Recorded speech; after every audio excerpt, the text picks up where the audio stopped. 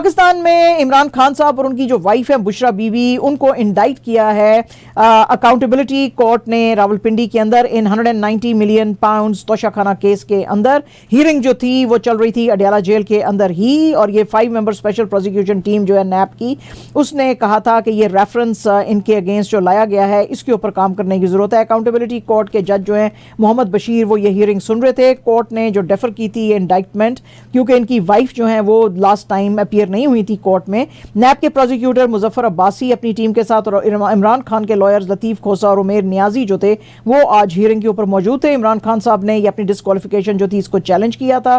5 member larger bench headed by justice Shahid Bilal Hussain with justice Shams Mahmood, Shahid Karim, Shahram Sarwar, Jawad Hassan जो हैं, उन्होंने ये पिटीशंस जो हैं कहा है कि अब हम टेकअप करेंगे जनवरी 12 को फिर से।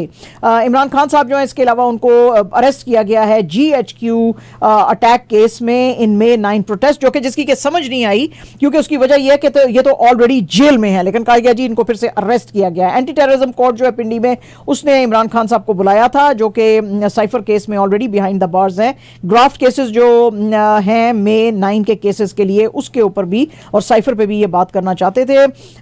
खासतौर पे 9 मई के जो थे राइट्स थे उसके ऊपर ये सारी जो कोर्ट प्रोसीडिंग थी ये वीडियो लिंक के थ्रू चल रही थी।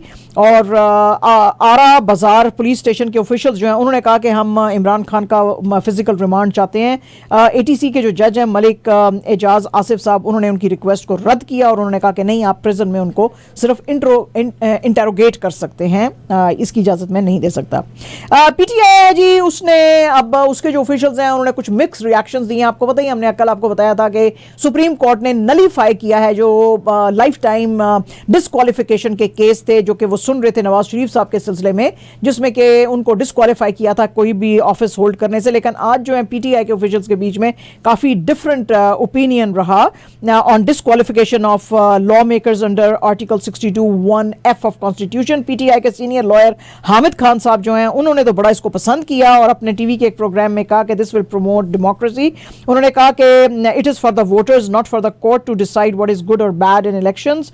और ये जो डेमोक्रेटिक जो है वो सिलसिले जो हैं वो नहीं चलने चाहिए, क्योंकि ये अनडेमोक्रेटिक हो जाता है जब आप पॉलिटिकल पार्टीज को इलेक्शन से दूर रखते हैं। इसके अलावा उन्होंने जो है होप किया कि शायद जो है इनका जो आइकॉनिक बैट सिंबल है वो भी शायद पार्टी को दे दिया जाएगा। लेकिन हमाद अजहर साहब जो हैं, जिसके बारे में हमने आपको कल भी बताया था, वो आज भी उन्होंने यही कहा है। उन्होंने बड़ा क्रिटिसाइज किया इस वर्डिक्ट को, डिफरेंट वो भी लोगों से बात कर रहे हैं और उन्होंने कहा है कि जनाब वो लोग जिनको कि डिक्लेयर ऑफेंडर कहा गया उनको तो एलिजिबल कर दिया गया क्योंकि वो ब्लू आइड बॉयज हैं एस्टैब्लिशमेंट के टू कंटेस्ट इलेक्शंस, और जिनके ऊपर फॉल्स एलिगेशंस हैं उनको रोका जा रहा है कि वो इलेक्शंस जो हैं कंटेस्ट नहीं कर सकते।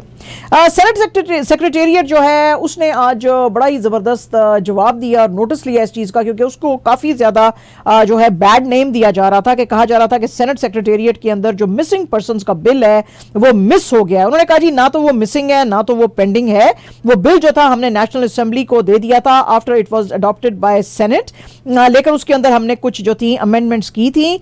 सुप्रीम कोर्ट जो था उसने असल में इनसे फेडरल मिनिस्ट्री से पूछा था कि ये बिल जो है इसको पास क्यों नहीं किया जा रहा, तो फेडरल मिनिस्ट्री ने कहा था जी कि ये बिल इसलिए नहीं पास किया जा रहा क्योंकि सेनेट के चेयरमैन इसको पास नहीं कर रहे हैं।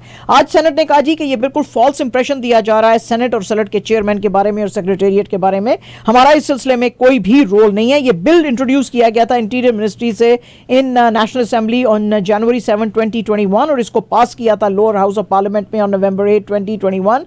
ये बिल जो है सेनेट को भेजा गया था November 10 को 2021 को, और it was tabled in senate on July 29, 2022, और उसके बाद उन्होंने कहा जी कि हमने इसको वापस भेज दिया था क्योंकि सेनेट जो है वो मैंडेटेड नहीं है to bring government bills on agenda on its own, उसके लिए आपको इंस्ट्रक्शन सेनेट को भेजनी पड़ेगी। और उसके बाद फिर हमने बिल को स्टैंडिंग कमेटी के ऊपर रेफर किया था, तो हमारे साथ इस तरह का कोई भी बिल नहीं है और इसलिए हमको जो है ज्यादा एलिगेशंस देने की जरूरत भी नहीं है। पेशावर हाई कोर्ट के जो जस्टिस हैं अरशद अली, उन्होंने आज वही जो PTI का बैट का सिंबल है उसके ऊपर वो सुन रहे थे पिटीशन सारी, उस पर उन्होंने कहा जी कि PTI क्यों इंसिस्ट कर रही है कि उसको बैट का symbol he in upcoming elections के अंदर दिया जाए। PTI ने आपको पता ही है कि रिट पिटीशन दी थी कि उसका ये सिंबल किया जाए रेस्टोर, जब इलेक्शन कमीशन ऑफ पाकिस्तान ने कहा था कि जी इंट्रा पार्टी इलेक्शंस चूंकि इनके सही से नहीं हुए हैं इसलिए हम इनको जो है सिंबल नहीं इशू कर सकते और ना ही अपनी वेबसाइट पे पब्लिश कर सकते हैं। पीटीआई के काउंसिल बैरिस्टर अली जफर ने कहा कि पार्टी जो है वो इलेक्शंस बगैर इसके नहीं लड़ पाएगी and it is only according to the constitution के उसको जो है ये इलेक्शन सिंबल दिया जाए।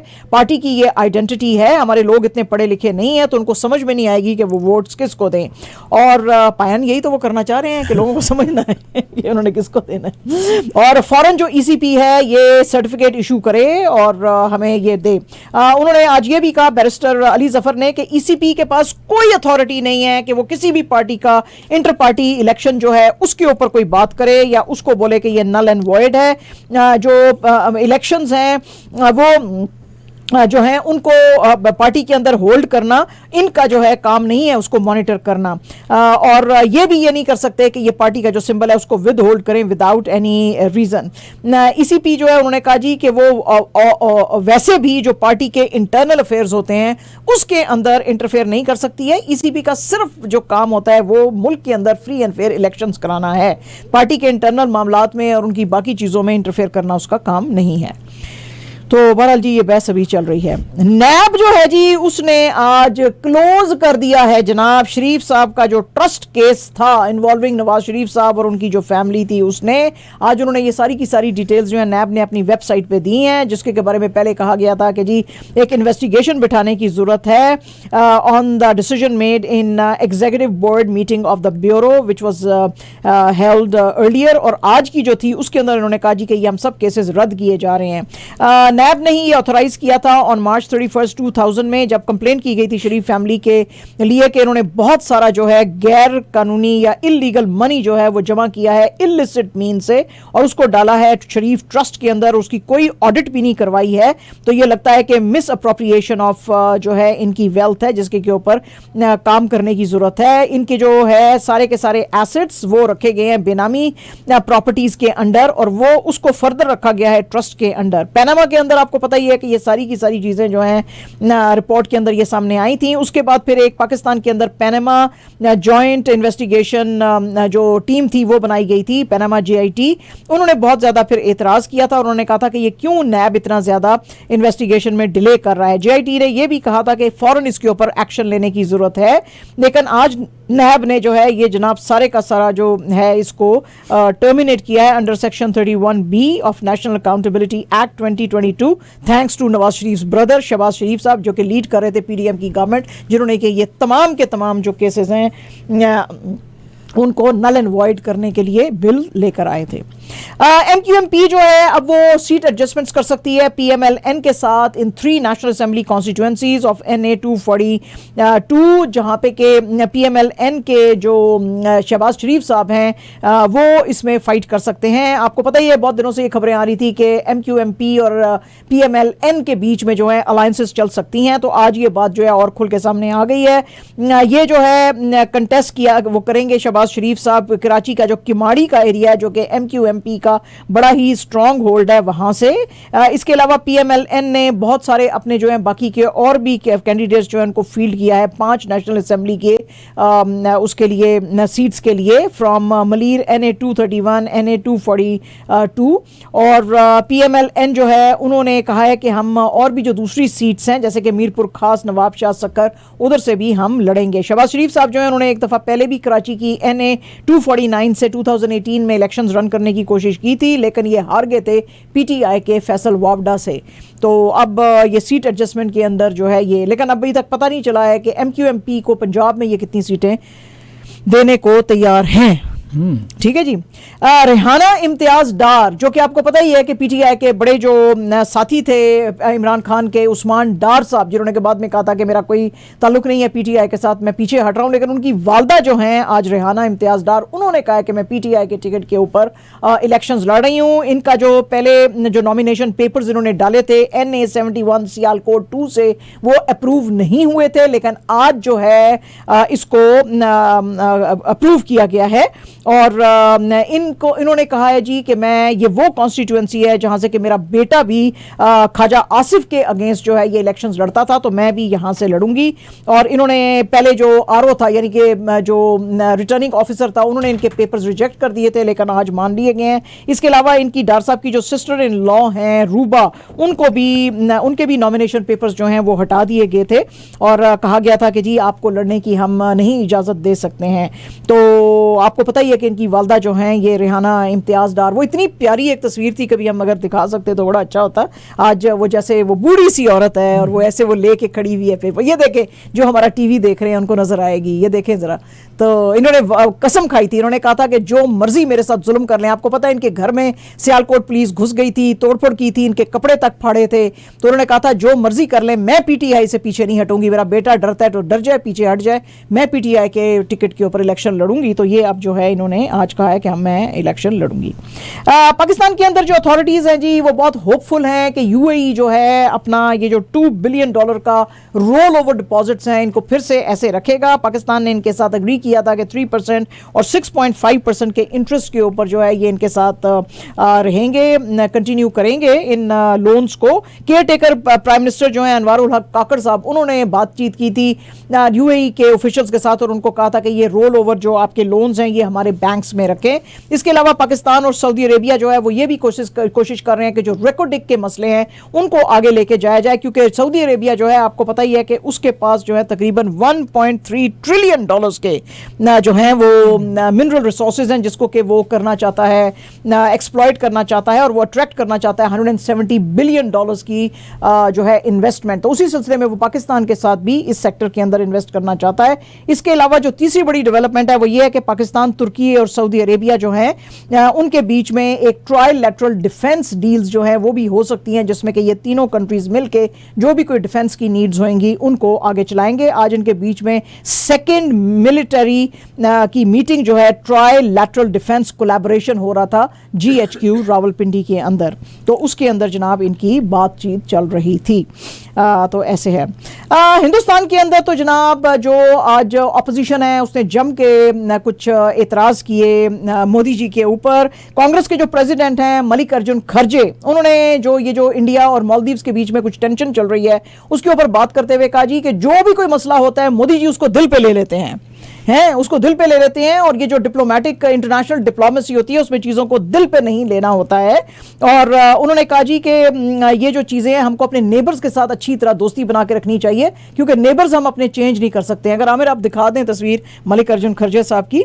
और इसके अलावा जो नेशनलिस्ट कांग्रेस पार्टी के जो चीफ हैं शरद पवार साहब, लेकिन उन्होंने बड़ा इनको कंडेम किया। उन्होंने कहा कि आपने कैसे इनको एंडोर्स किया है मालदीव्स वालों को, क्योंकि मालदीव्स जो है उसने बदतमीजी की है मोदी जी के खिलाफ, क्योंकि उन्होंने मालदीव्स ने कहा था कि भाई अपनी ये आप फोर्सेस हटाएं यहां से, इंडिया को कहा था और मोदी जी को कहा था कि भाई आपका ये कब तक चलेगा, ऐसे हटाओ इनको यहां से फोर्सेस। तो उस पर जो इंडिया ने बड़ा ऑफेंस लिया था उसके ऊपर। अब ये हो रहा है कि इसके साथ साथ ये सारे जो लीडर्स हैं ऑपोजिशन के, इनको राम मंदिर जो है उसकी ओपनिंग के लिए भी बुलाया जा रहा है। कुछ जो लीडर्स हैं वो तो जा रहे हैं, कुछ नहीं जा रहे हैं। इसके ऊपर बात करते हुए आज जो हमारी दीदी हैं वेस्ट बंगाल की चीफ मिनिस्टर ममता बनर्जी, उन्होंने कहा जी कि ये मोदी जी और बीजेपी के पुराने तरीके हैं। ये जो है हिंदू और मुसलमानों के बीच में लड़ाइयां करना चाहते हैं। अगर कोई फेस्टिवल इन दोनों कम्युनिटी को मिलाने वाला होता तो मैं जरूर इसके अंदर पार्टिसिपेट करती, लेकिन चूंकि ये डिस्क्रिमिनेट कर रहे हैं हिंदू और मुसलमानों के बीच में, इसलिए ये मैं जो है इसमें राम मंदिर की ओपनिंग पे मैं हिस्सा नहीं लूंगी। और मुझे पता है कि आप ये क्यों कर रहे हैं, अपना इलेक्शन का वोट जीतने के लिए आप ये कर रहे हैं, लेकिन हम जो है इस तरह की पॉलिटिक्स को एंडोर्स नहीं करते हैं, तो मैं जो है ये अटेंड नहीं करूंगी। जनता दल पार्टी के लीडर अजय यादव जो हैं उन्होंने तो आज जनाब बहुत ही खतरनाक और बहुत बड़े खुलासे कर दिए हैं। उन्होंने तो आज सीधा इल्जाम लगा दिया है मोदी जी के ऊपर कि राम मंदिर की ओपनिंग के ऊपर मोदी जी की पार्टी बीजेपी धमाके करवाएगी और इसका जो नुकसान होएगा उसका ये पॉलिटिकल माइलेज जो है वो लेंगे और उसका पूरे का पूरा इल्जाम ये पाकिस्तान और मुसलमानों के ऊपर लगाएंगे और उसके बाद जो है ये अपना इलेक्शन जीतने की कोशिश करेंगे। बीजेपी के जो लीडर्स हैं उन्होंने कहा जी कि ये सारा झूठ है और ये बिल्कुल बायस है जो कि आप बात कर रहे हैं। मोदी जी ऐसा या बीजेपी ऐसा कुछ भी करने को तैयार नहीं है, लेकिन जाहिर है बाकी के लीडर जो हैं वो बड़े जो हैं वो गुस्से में और वो कह रहे हैं कि मोदी जी ने जो काम किया है ये ठीक नहीं किया, क्योंकि क्योंकि आपको पता ही है कि सुप्रीम कोर्ट की भी जो जजमेंट आई थी अयोध्या में के ऊपर, तो वो भी कुछ इतनी खुशी वाली नहीं थी, क्योंकि अदालत ने कहा था कि हमको कोई ट्रेसेस तो नहीं मिले थे कि कोई मस्जिद जो है वो मंदिर को ढा के बनाई गई है, फिर भी उसको ढा दिया गया था। तो कहा जी कि अच्छा ठीक है, अब मंदिर बना लो इस पे। इसके अलावा कांग्रेस के लीडर शशि थरूर साहब जो हैं, उन्होंने जो ये कैंडिडेट कांग्रेस के जीते हैं रुपिंदर सिंह कूनर, बीजेपी के राजस्थान के जो मिनिस्टर थे सुरेंद्र पाल सिंह के ऊपर करणपुर में जो ये बाय इलेक्शंस हुए हैं उसके ऊपर, तो उसके ऊपर शशि थरूर साहब ने कहा जी कि लोगों को समझना चाहिए, जो यानी कि पार्टीज की बात कर रहे थे कि वोटर्स जो हैं वो उनको आप फॉर ग्रांटेड नहीं ले सकते। लेकिन क्या करें, अफसोस की बात तो यही है कि बीजेपी जो हमारी रूलिंग पार्टी है उसको ये बात समझ नहीं आती है। इसके अलावा फॉर्मर राजस्थान के जो चीफ मिनिस्टर हैं अशोक गहलोत ने, उन्होंने भी कहा जी कि ये एक बड़ा क्लियर मैसेज है बीजेपी के लिए, क्योंकि बीजेपी बेतहाशा एरोगेंट हो गई है और उसने सारी की सारी मोरालिटी जो है उसको अबंडन कर दिया है। तो this is a slap by people on the face of BJP. आपको पता ही है कि 2023 में जब इलेक्शंस हुए थे तो बीजेपी ने राजस्थान के अंदर 115 सीट जीती थी और कांग्रेस जो थी वो ऑपोजिशन में बैठी थी 68 सीट्स के साथ। तो अब वो कह रहे हैं जी कि ये अब ये चीज बता रही है कि हो सकता है बीजेपी ना जीते। बहरहाल जी मैं आपको बता रही हूं कि थर्ड टर्म भी बीजेपी ही जीतेगी और कोई भी उनके सामने जो है कोई इतना लायक फायक नहीं है जो आके खड़ा हो सकता है। तो जो है कोई किसी की बेस नहीं है इंडिया के अंदर। तो अगर आपको सही नहीं लग रहा तो आप मेरे प्लीज मार्क माय वर्ड्स कि बीजेपी ही जीतेगी। अच्छा जनाब, आपको हमने कल सारे का सारा सुनाया था बिल्किस बानो का केस, उससे पहले भी हमने कई दफा आपको सुनाया। कल जब सुप्रीम कोर्ट ने कहा कि वो तमाम के तमाम 11 कॉन्विक्ट्स जो हैं बिल्किस बानो के केस में, जिसको कि गुजरात की गवर्नमेंट ने छोड़ दिया था, उसको वापस डालो जेल के अंदर। इसके ऊपर एक्स के ऊपर एक यूजर ने हमारी बाजी जो है कंगना रनावत, उनसे पूछ लिया कि आप तो बहुत ज्यादा औरतों के ऊपर काम करते हैं और उनके जो है के लिए बात करते हैं फेमिनिज्म के ऊपर। तो कंगना रनावत जी साहिबा, आप जो हैं क्या आप बिल्किस बीबी के ऊपर जो है बिल्किस बानो के ऊपर कोई आप फिल्म बनाएंगे? उसके ऊपर कंगना रनावत ने बात करते हुए कहा कि कोई भी स्टूडियो या कोई भी ओटीटी का प्लेटफॉर्म है वो मेरे साथ काम करने को तैयार नहीं है। मैं पिछले 3 साल से मेरा जो स्क्रिप्ट है वो रेडी है, हमने इस पर रिसर्च किया है, काम किया है, लेकिन ना तो नेटफ्लिक्स ना तो प्राइम वीडियो कोई भी ये इसको लेने को तैयार नहीं है। वो कहते हैं जी कि हमारे पास बड़ी क्लियर गाइडलाइंस है कि पॉलिटिकली मोटिवेटेड फिल्म्स हम नहीं बनाते हैं। पायाने की गल हुई है जी। उसके बाद वो कहते हैं जी कि जियो सिनेमा ने तो कहा जी कि हम कंगना के साथ काम ही नहीं करना चाहते हैं और जी टीवी जो है इस वक्त मर्जर्स में चल रहा है। तो मुझे बताएं आप क्या करें।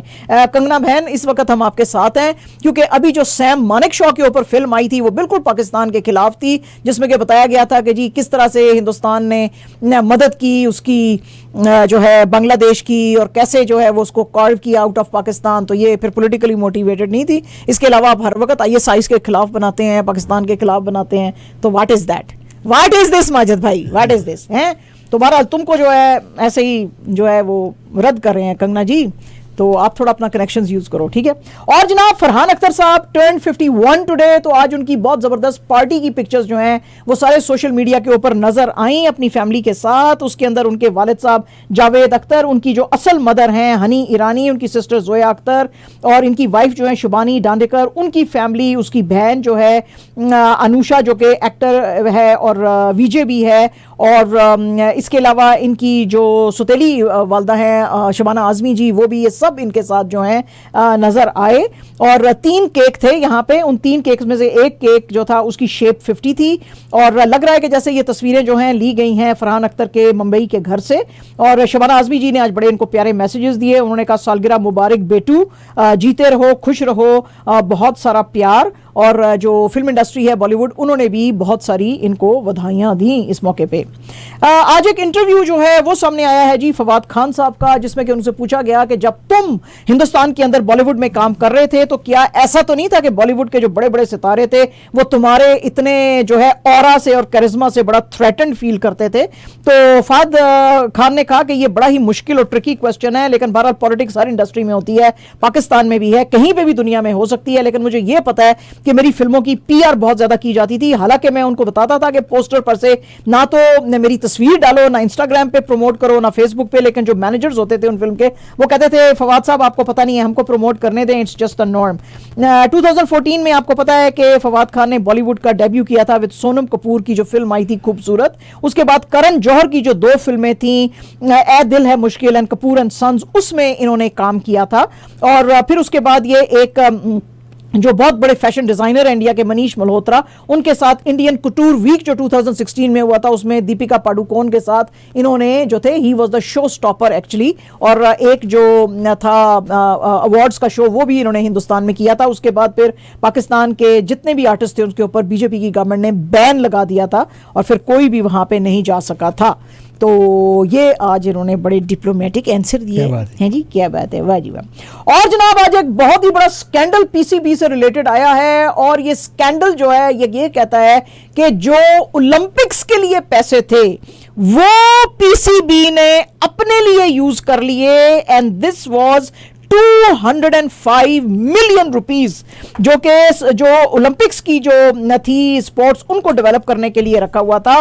पीसीबी ने इसको ले लिया और सारे का सारा जो है पैसा डिस्ट्रीब्यूट कर दिया अपनी जो विनिंग टीम थी 2017 चैंपियंस ट्रॉफी की उसके बीच में। इसके ऊपर काफी शोरवोर उठा था क्योंकि वो कहते हैं जी पीसीबी हमेशा जब उनको सेनेट की नेशनल असेंबली कमेटी बुलाती है तो वो कहते हैं जी कि आप हमको क्वेश्चन नहीं कर सकते क्योंकि गवर्नमेंट हमको 1 रुपया भी नहीं दे रही, हम खुद अपना पैसा जनरेट करते हैं, नेशनल एक्सचेकर से हम 1 रुपया भी नहीं लेते हैं, so we are not answerable to you.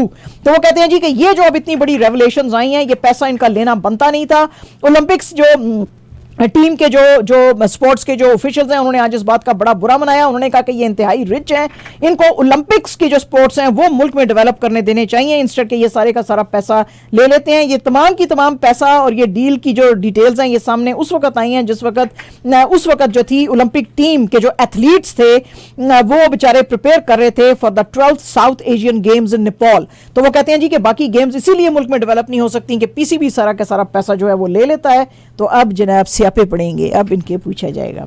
और जनाब बड़े ही veteran New Zealand batter grant Bradburn जो कि पाकिस्तान के हाई परफॉर्मेंस कोच थे, उन्होंने आज रिटायरमेंट जो है वो अनाउंस की है। उन्होंने कहा जी कि I am very grateful to Pakistan for giving me the chance to coach Pakistan team. और वो कहते हैं it was an amazing chapter of my life that I am closing, I am very proud for all my achievements and grateful for doing all this work with the outstanding people in Pakistan. और initially जो था PCB ने इनको head coach बनाया था for 2 years इन मई 2023, उसके बाद फिर कोई चेंजेस लेकर आए थे। तो आज इन्होंने कहा जी कि मैं अब और ज्यादा कंटिन्यू नहीं रख सकूंगा क्योंकि मैं रिटायर कर रहा हूं।